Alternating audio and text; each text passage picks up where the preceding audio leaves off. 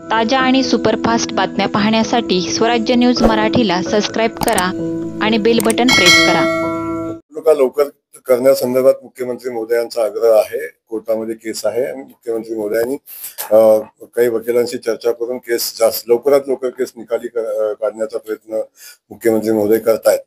कारण शेवटी या लोकनियुक्त बॉड्या आहेत, या संस्था आहेत, या चालवणारे लोकप्रतिनिधी निवडून आले पाहिजेत आणि या संस्था चालल्या पाहिजेत, तरच ही लोकशाही व्यवस्था बळकट आणि मजबूतीने काम करू शकते. म्हणून मुख्यमंत्री महोदयांचा आग्रह आहे, निवडणुका लवकर घ्यायचा नक्की होतील. धन्यवाद.